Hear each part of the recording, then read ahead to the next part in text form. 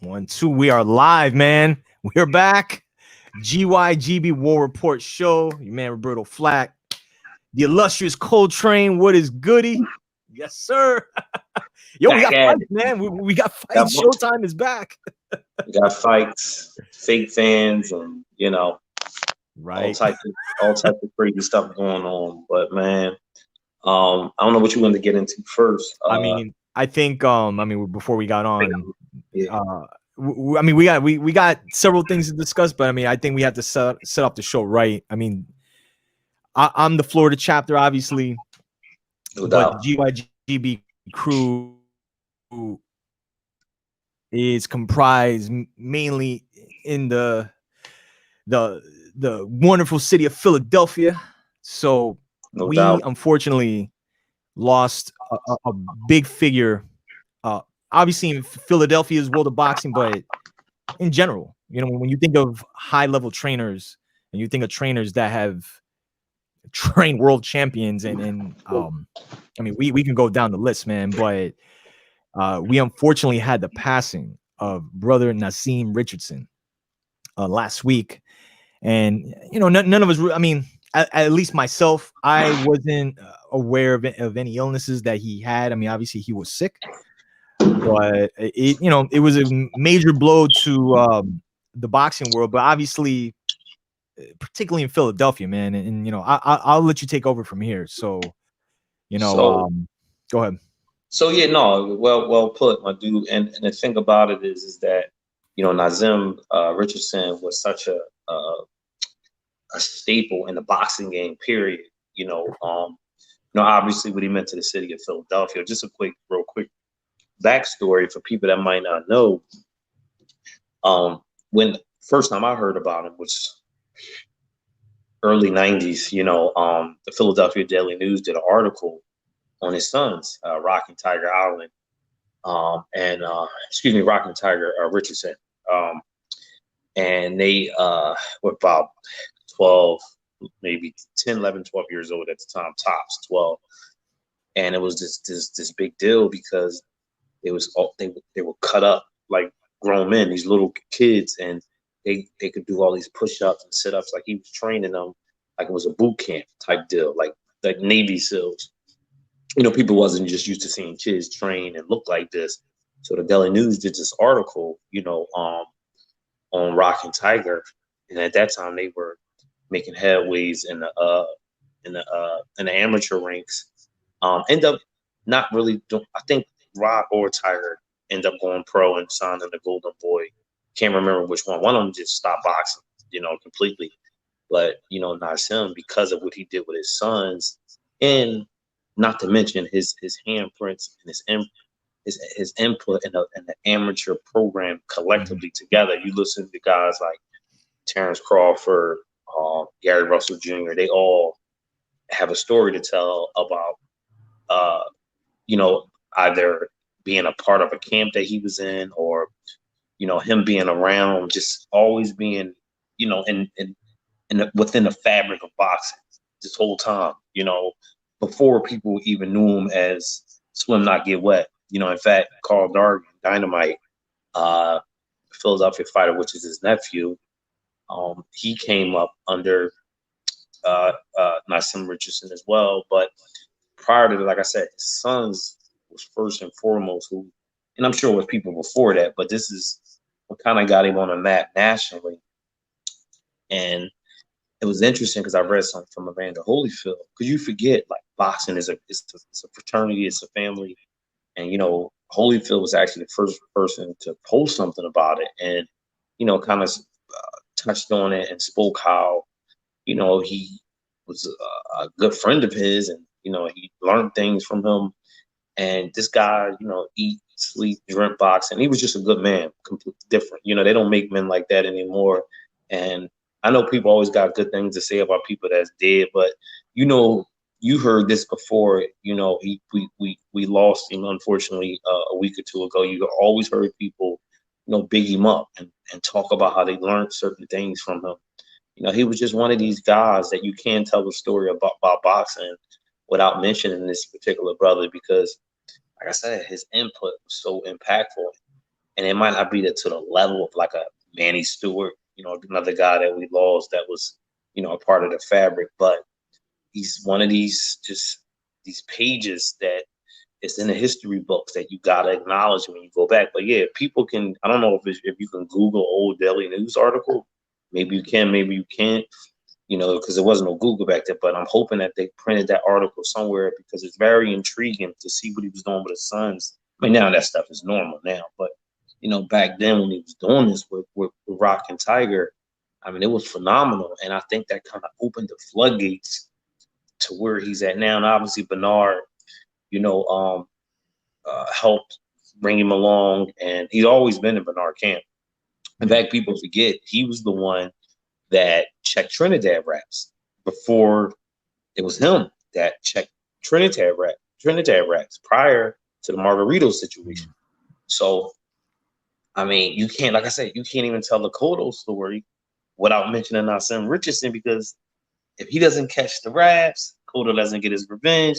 The first one doesn't have an asterisk next to it. And who knows if Shane even beat Margarito. I'm not saying that he wouldn't, because I thought they had a perfect game plan, but them raps was a huge deal. And it was Nassim that discovered these raps. So, you know, props to the OG, and, you know, may he rest well. And, you know, we did do an interview with him years ago. Shout out to BJ Murray, who used to be down with the team. Well, you know, he's still down with the team. He just wants to go on to do other things. But BJ went down. I forget what gym he was at. Maybe it was James Schuler gym here in Philly. But, you know, we got all that stuff on footage, and, you know, we lost the real one, you know, and, you know, hopefully his legacy lives on, what he was trying to accomplish. And, you know, we're just going to continue to pay homage to him. Yeah, absolutely. Yeah, you well put, man. Well put. I mean, for you guys, if you haven't seen the interview, it was like, what was it, almost 10 years ago, right? Like, it was before the Cotto Pacquiao fight, man. Yeah, because BJ was like a, shout out to BJ Murray. He was like a kid, you know, back then. You know, he was like a young kid trying to get into the boxing journalism business. And wow, man. Yeah, you know, he did a good job with that. If you guys haven't seen the interview, just go onto the page. Hit videos, and it's one of the first ones that GYGB put out, man. One of the very early ones, man. Very early. Before YouTube flagged videos with our music. Right. That's right. Which messed up, because, you know, this is a perfect transition. Word. You know, we here on Guard Girl Boxing, we're music heads. Like, in fact, man, like, it's equally passion. Our passion is equal. It's equal footing. Mm-hmm. Our passion to boxing as it is to music, especially hip hop. We're music heads, period. Like, we like all genres of music, but hip hop is in our DNA. Right. I think it's a perfect segue to get into where we need to address about something that happened 25 years ago. Absolutely, man. I mean, listen, if you are 30 years old, and then again, man, like, I'm not bashful about my age, man. It is what it is, but it is what it is. We're 90s kids, man. We came up during the 90s, and we're not people that, we're not people that are constantly, you know, downplaying the new stuff or whatever. But, you know, we were very privileged to witness some historic albums in those times, and one in particular that, you know, we're going to talk about real quick, man, turned 25 years old.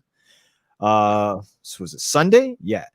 Saturday. August 1st. And if you don't know, if you are a hip hop head, okay, really, I mean, I'll just say 30, but like maybe even a little younger than that, but there's an album by the name of Only Built for Cuban Links that I consider a pillar in hip hop. And what I mean by that is there's just certain albums that transcend time and when they came out, you know? No doubt.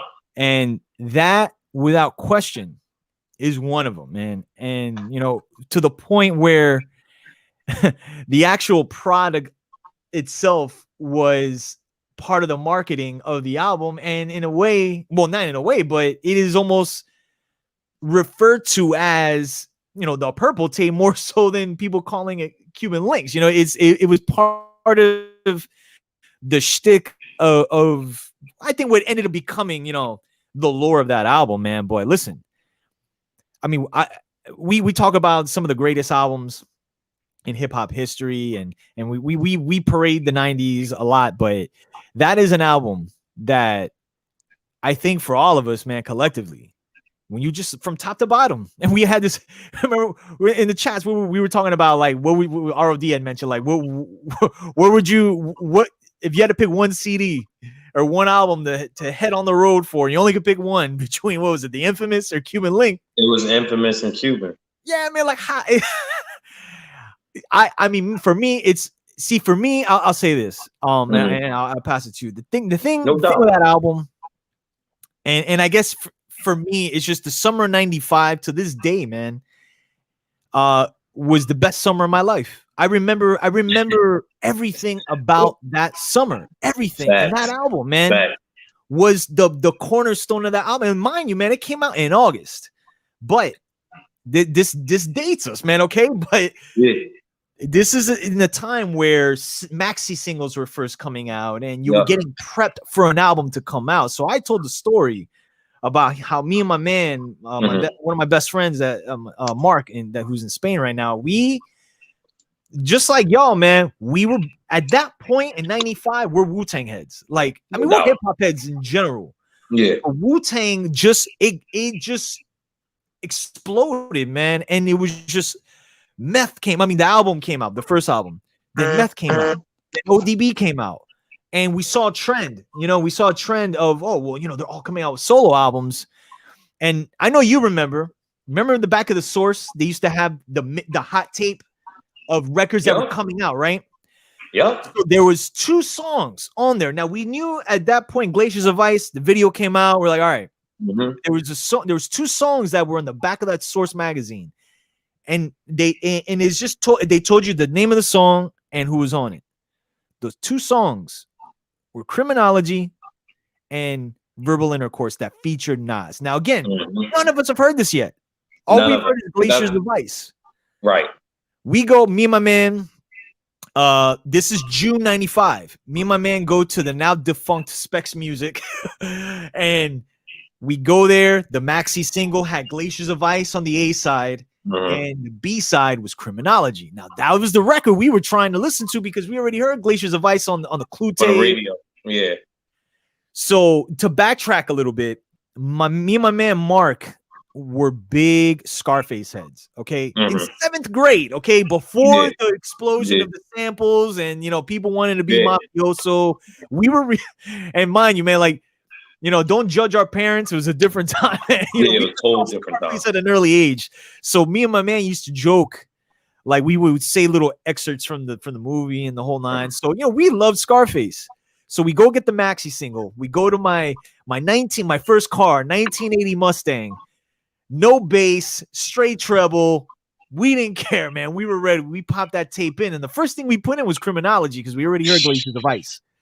And when I tell you, when I first heard just the beginning of the record, I told you a long time, yo, we lost it, yo. It's and crazy, right? We lost it, and that really set the tone for that album because later, 2 months later, or a month and a half later, the album comes out. And I mean, where do I start, man? I mean, this could be a whole show, but it's just, I was afraid of that. Yeah, like this album, I feel like I said, there's certain albums, and even beyond hip hop, but like, you know, obviously we're talking about hip hop now, but there's certain hip hop albums, and not many are. And there's a lot of dope albums from the 90s, but not every one of those albums has really transcended time. That album, from 1995 to now, I feel has gained so many listeners to the point where when you think about songs like I'll give you an example. Like I brought this up to somebody. Like when that movie Wayne's World came out and they played Bohemian Rhapsody. When we heard that song, like I never heard that. And a lot of people, the younger audience, never heard it, but that movie gave that song life again.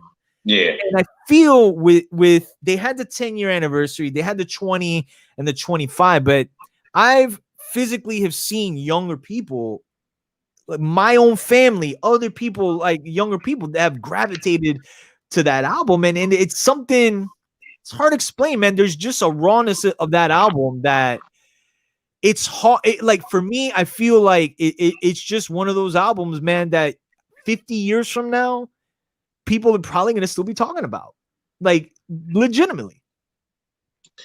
Man, no, you broke it down elegantly, man. And I think you bring up a good point about the bridging of the next generation. And don't forget social media. That too. Shout out to the Versus thing, which gave people like us hope again for our music and our generation, because even for the entertainers themselves, because it keeps them relevant. Yeah. And these are our oldies, bro. Like, no disrespect to Motown and, you know, some of these older performers and stuff, or, you know, if you was in the rock or so pop or jazz, whatever. This is our music. Like you just basically painted a whole picture from your childhood, because we gravitate to what we come up on, right? And this is our music. There's now platforms we can go on IG and watch Ghost and Ray because we didn't know these people back. Only time we knew Ghost and Ray was on interludes and skits, like in between albums. They rarely did interviews.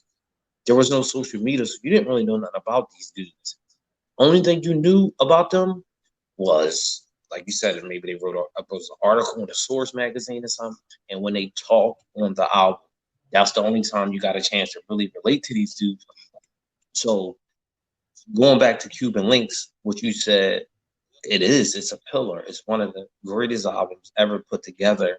The concept with the purple tape, which Ray said he did it, and I didn't find this out till years later because I never knew why he did it, made the tape purple. He said he wanted to make it like the drug game. He wanted his bags to be purple, to differentiate his product, which made it even pun intended, right. which made it even more doper.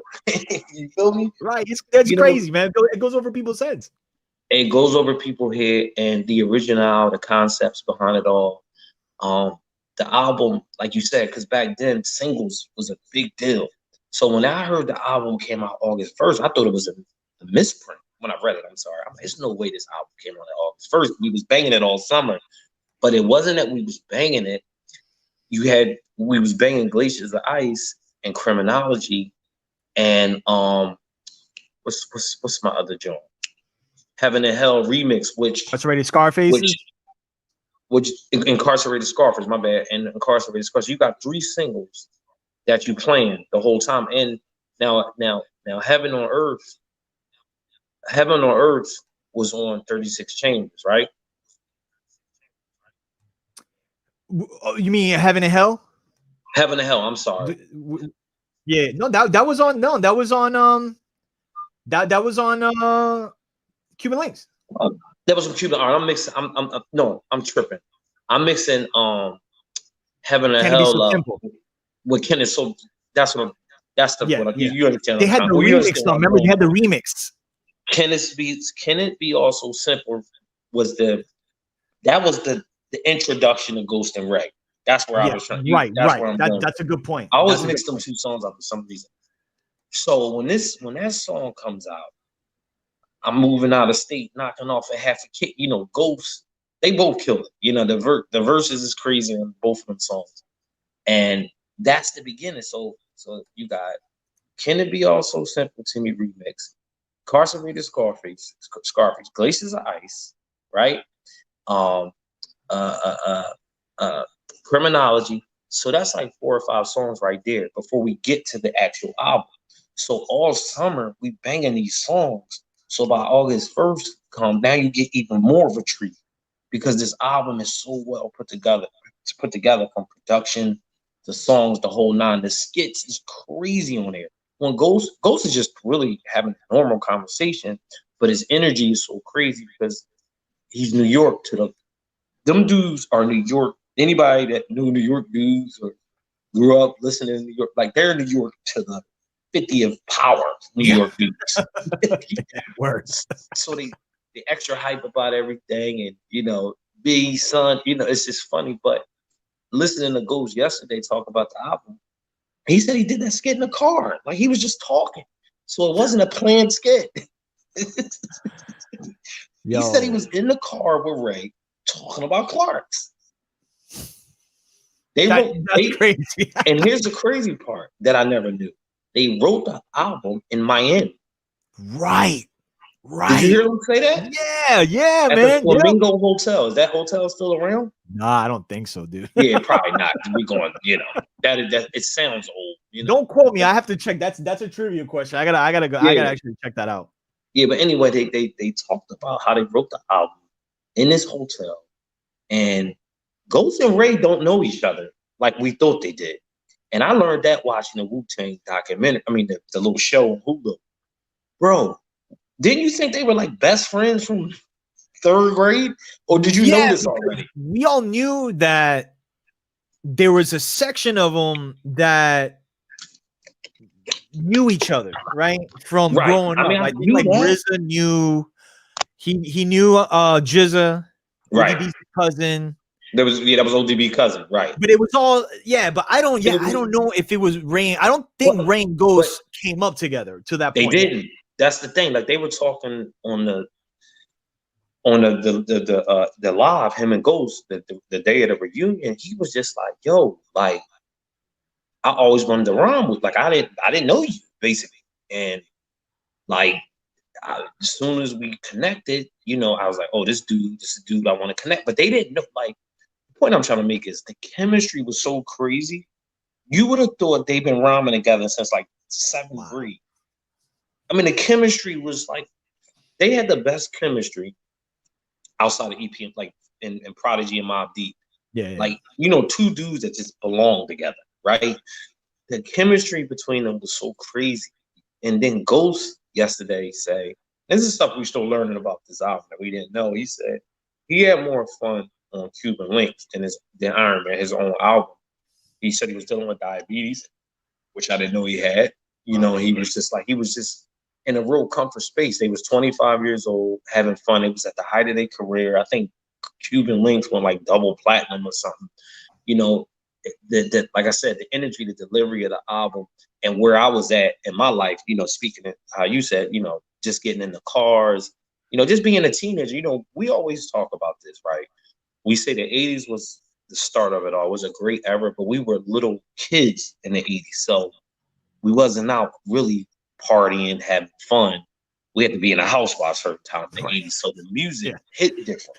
You feel me? Like, so the 90s for us is like our 80s because you got Illmatic, 36 Chambers, you know, all Tribe albums, you know, obviously the infamous Cuban, you know, the list goes, Biggie, Jack, the list goes on of all these collection of great albums that came up during our adolescent years. So, of course, we're going to gravitate to it a lot more. But long story short, man, we move on to the boxing. I just wanted to, you know, pay homage and just be really appreciative of an era that I think we even take it for granted. Like I was just watching on Instagram, the whole East Coast, West Coast started in 95. Suge goes on the Source Awards and do the infamous, and many producers don't want somebody dancing in their video, signed to Death Row. And they cut the Dre, right? He got the most uncomfortable look on his face when Suge does this. Because Dre was a producer at the end of the day. He was, you know, working with all types of artists, you know what I mean? But that started that. So it was a crazy year. This is 1 year, mind you, 95. I mean, that's why I said that year. I mean, it's nuts. There's so many albums that came out that year, man, and it's just even Group Home album, Roberto. Group Home. I was just gonna say that, yo. I was just gonna say that.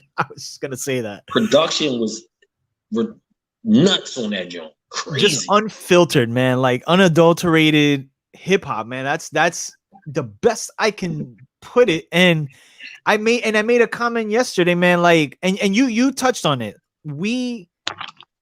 We love older music, you know. Like I mentioned yesterday, man. Like my favorite band of all time is Earth, Wind, and Fire, right? Right. But for me, as much as I love their music, like I wasn't there in the 70s, in the early 70s, and experienced it like our folks did. Like when those songs first came out, like and I feel like with us, that Cuban Link is that for us. I mean, Midnight Marauders is that for us. What did you say the other day when we were in our group chat? You said you mentioned something that was mentioned on an album. You say, see, you had to be there for that to even know what they're talking about. All right, pardon my French, but basically, like, Ghost has this line, man, right? This speaks of the 90s. In Ice Cream, he has the line. He goes, I put Adina Howard to sleep. Your pardon, be on my mind all week. But back to the okay. That's if you weren't from the 90s, you don't know who Adina Howard is, man. Yeah, that's what it was. And who she was at that particular time. At that time, which was and when Ghost said that, I was like, yo. She was Megan Thee Stallion, like Nicki, like all the chicks. Okay, she was that back then. Right. Very good. Yeah, that's a good comparison. And it's things like that, and that's just one of other lines that you had to be. You know, the whole tagline is you had to be there. You know, and I say that for my whole thing with Earth, Wind, and Fire. I love them, but I don't have the same feel when those songs hit like my father does, right? Or like my aunt does, or you know what I'm saying. So it's kind of the same with us, and I feel like there is an appreciation level. And I have a 23, he's 23 now, 23-year-old cousin who can recite you all of the main ingredient from P Rock and CL, right? And he loves this album too, but he's in the same pocket as I am with Earth, Wind, and Fire. Like you had to be there. There's just certain things that when like that Ghost line that you're like, yo, because we all when Adina Howard came out, like the record came out, we all wanted to see the video. Like, remember it come up on Rap City and it was what it was. You know what I'm saying? But it so that's the thing, man. Like that album is just one of those albums that stood the test of time. I think you freeze up here. Hold up. You still there, Train? Hold up. Let me. Let me go here. All right, we're back. So yeah, man, that album, I think in general is just like I said, one of those albums that's just gonna be an album we talk about until there's no more hip hop, or even if there is still hip hop around here, man. It's just one of those pieces in time, man, that I think we're just gonna hold forever, man. So salute to the almighty purple tape Cuban Link, only built for Cuban Links, man. So Train, you freeze up here. Let me try to bring you back here. Hold up.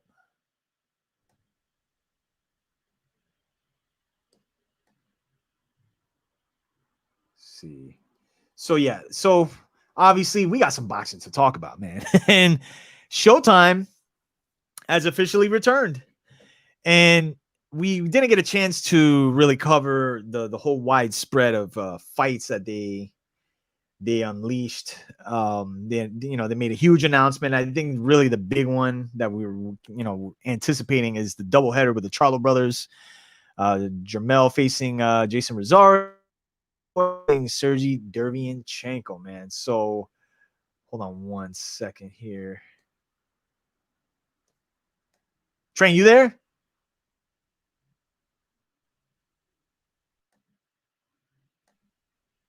So yeah, man. The Showtime card. Pardon the interruption. Sorry. the Showtime cards, man. Listen, we in the midst of this pandemic, we've been waiting to see how boxing was going to come back to the forefront, and the first series of fights were courtesy of Top Rank, ESPN. And we saw basically we've just been seeing showcases. That's all we've really been seeing. And we saw Shakur Stevenson. We've seen some other fights. I mean, we're waiting to see the deal with Vasily Lomachenko and Teofimo Lopez. I mean, at the 11th hour, it's looking like this fight might not even happen. that's a whole nother story. But without question, the PBC have been the machine that had really, rolled out the red carpet and have provided us on paper with some quality fights. And, I mentioned the twins, and I think, again, that's one that I feel is a fight that we're all, or a series of fights that we're all looking forward to.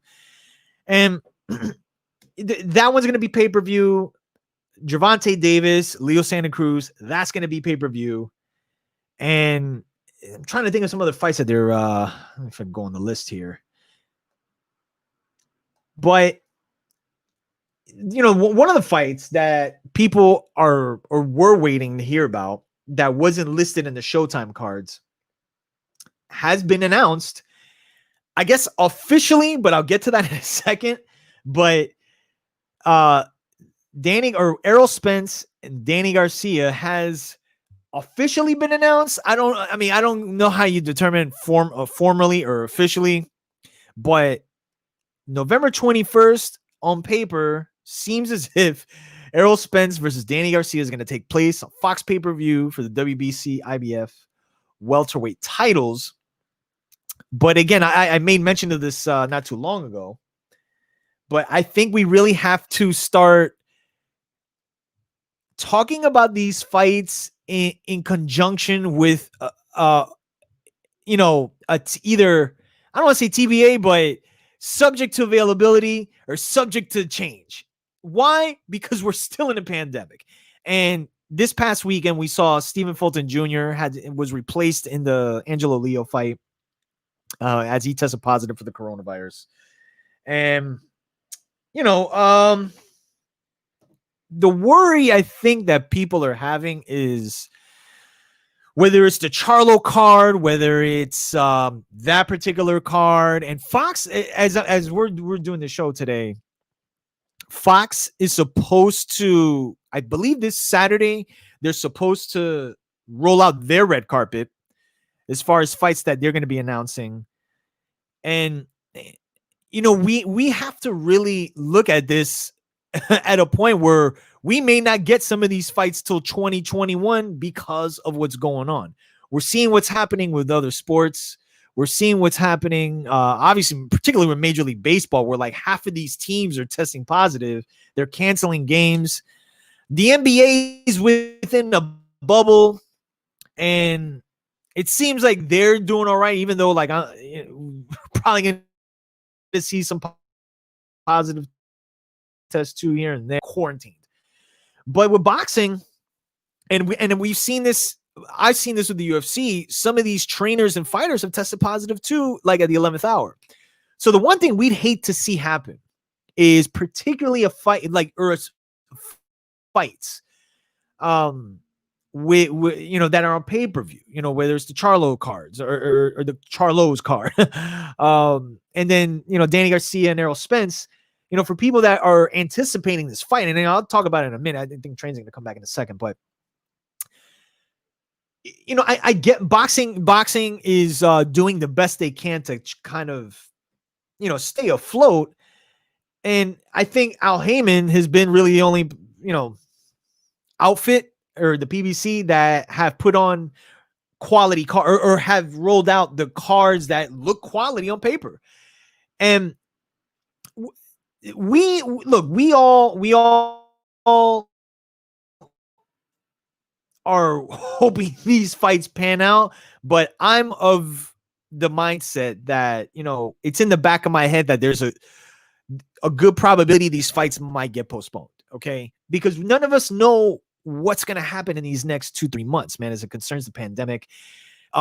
As far as we see, man, I mean, there's really no light at the end of the tunnel as it concerns the cases going down, man. I mean, again, and I'm not trying to make this a political thing at all, man. I mean, nothing at all. I'm talking about it from the perspective of these fights continuing without there being a postponement. And it's really a crapshoot at this point. I mean, I think the good thing is we're going to get them at some point or so we hope. And, you know, we just kind of have to wait and see, man. I mean, the first, again, like I just said, the first fight that we were supposed to have on Showtime, it didn't get canceled. There was a fill-in, but Stephen Fulton Jr., a guy that, you know, we've been keeping our eye on at the 122-pound division. And again, right before the fight, he tests positive. So we'll have to wait and see how that pans out. But listen, I think it's clear to say that Errol Spence versus Danny Garcia is one of the most anticipated fights, if not the, out of all the fights that have been listed by Showtime. Now, again, this is going to be a Fox pay-per-view, but we were supposed to get this fight last January. We all know what happened with Errol Spence, got in the horrific car accident, which again, man, the fact that this guy is even competing in a high-level fight against somebody who, again, whatever opinions you have of Danny Garcia, he's not a tune-up, okay? And I think the intrigue with this fight, and again, I'm not going to give a prediction right away, but I think the intrigue with this fight is really based around the fact that this is Errol Spence's first fight since the car accident, that while he's, you know, no broken bones as far as arms, legs, and any other injuries outside of, I believe, what happened with his mouth or his face. And we didn't see him in the public for a while for obvious reasons, but he clearly had some type of oral surgery. I don't know what it consists of, but when you heard interviews with him post, I don't know, like 2 months after the accident, you heard it. You know what I'm saying? Like, you heard it. So as of April, from this past April, he had not even sparred. He wasn't even sparring yet. Now, again, in the midst of the pandemic, I don't think anybody was doing anything at that particular time. But at this point, you have to think he is going to get some rounds in. And the curiosity that I have is really how he's going to respond to punches with 8-ounce gloves. He's going to be sparring with 16. He's going to have headgear. But going into the fight in January, had there not been an accident, okay, I feel Errol Spence was a huge favorite in that fight. That's not a shot at Danny Garcia at all. At all. Danny Garcia is a 2-division world champion and, you know, former undisputed 140-pound champion. But obviously, Errol Spence is a big boy. He's in his prime. He's undefeated. Had a difficult time with Sean Porter, as do most people. And while he hasn't had a knockout, you know, he didn't knock out Mikey Garcia, he didn't knock out Sean Porter. Some people are questioning, maybe some are overrating his power. And I'm like, you know, I don't think he's still a guy you want to stand in front of. But this fight for Danny Garcia, I mean, if you really think about it, the pressure really isn't on Danny at all. I mean, think about it, man. I mean, Danny has had a really good career. He's made a lot of money. He's doing very well for himself. And and this is what he said, his 10th world title fight. The pressure clearly is on Errol Spence because a lot of the eyeballs are really going to be on him. And the story of this fight isn't so much about Danny Garcia. We know what we have with Danny Garcia. You know what I'm saying? I mean, he's not a guy you want to stand mid-range with. I think Errol Spence is somebody that's probably going to want to fight at a distance, though I think at times he's going to try to walk Danny down. Danny's not a very active guy. You know, he never has been. Sneaky counterpuncher. You know what I'm saying? Like our ROD likes to term the Dracula punch, where that, you know, he knocked Amir Khan out with some time ago. But Danny's a guy that, you know, I forgot what publication printed it, but Danny is not a guy that most people have beaten very easily. You know, whether you're talking about Sean Porter or Keith Thurman, neither of those fights were like 8-4 or 10, give or take, man. We're right there. You know, I had Porter and Keith beating them, but I don't think either fight was a whitewash. So you have to really give Danny some credit. And the fact that, you know, some people were downing him, saying he was ducking Spence and everything. he was about to fight him last January. So, I mean, I really don't think it. I don't think Danny was trying to duck Errol Spence at all. This is a big opportunity for him. I mean, it's his toughest fight. I mean, out of Keith Thurman and Sean Porter, I mean, I think this is a tougher fight than either of those fights would be. Even though, again, you can argue Sean Porter's a workhorse, and he's, again, like I said, he's a tough fight for everybody. But like I said, I feel this fight is really the story of where Errol Spence is right now. I was somebody that was saying prior that I would have not been mad at all if he took a tune-up, just to see where he was at. Really, physically, mentally, that could come into play when he gets punched. You know what I'm saying? And it just adds to the intrigue of the fight. Danny hasn't had, or he hasn't knocked out elite level guys at 147. But again, he's not a guy you want to stand there in front of. So it's going to be really, this fight's going to be really interesting to see how the early rounds go. Because like I said, we want to see how Spence receives a punch. And if he's okay, and if his camp going into this fight already feel he's okay, then maybe he is, you know, and he's just incredibly blessed that he came out of that accident in one piece, you know? So November 21st, Errol Spence, Danny Garcia, and I'm going to say this one more time, subject to change because we don't know going in what's going to happen as far as anybody testing positive, whether it's trainers and handlers, whatever. So we have to kind of be on our P's and Q's about that. So Fox pay-per-view, and like I said, Fox is supposed to roll out their red carpet pretty soon with their series of fights. And I'm trying to think of like who Showtime announced that Fox, or who Showtime didn't announce for a series of fights that Fox is gonna put on. I mean, are they gonna announce Wilder Fury 3? You know, we that's kind of gone kind of silent. I mean, I don't know if I'm the only one that noticed that. So we'll have to wait and see, though. You know, we're literally in the beginning of August. We're starting to get into the Showtime cards. Fox will be back this Saturday on well, let me say PBC will return this Saturday with Thomas Delorme. And I believe Sean Porter's fighting at the end of the month or sometime this month. So boxing is back, man. But I mean, as far as the quality, it's clearly been the PBC. So salute to them. But this year's just been crazy, man. I mean, and before I forget, you know, they announced Anthony Joshua and Pulev is going to happen in December, the beginning of December, as what Eddie Hearn announced. Eddie Hearn, I forgot where he's doing it, but like they have some backyard that they're doing this whole gala with, and I think they had a card this week. I mean, it's just so all over the place. So we'll have to wait and see, man. I mean, we're in August. November's a long ways away. And this applies to all the fights I just mentioned, man. Tank Davis, Leo Santa Cruz, subject to change. The Charlo fights, subject to change. You know, we just don't know. We don't know, man. So that's pretty much it, man. Again, boxing is back. So we're still waiting to see Canelo. Who's he going to fight? You know, he doesn't want to take a pay cut either. Terrence Crawford, when's he going to fight? He doesn't want to take a pay cut either.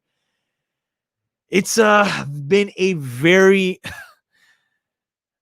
I can't even put into words what kind of year this has been, man. Just on a personal note, the concerns, you know, boxing in general, or the Fox cards, man, and their lineup going into December. So that is pretty much it. Follow us at GYGB Boxing on Instagram. We appreciate all the follows on Spotify. Facebook.com/GYG Boxing, man. Salute to my man Train. Again, salute to the almighty Cuban Links, 25 years old. And like we started off the show, rest in peace. What am I saying? Brother Nazim. So we are out of here. And until next time, salute. Peace. Nazim Richards. I'm lost today, man. Salute. My apologies. I'm out of here. Peace.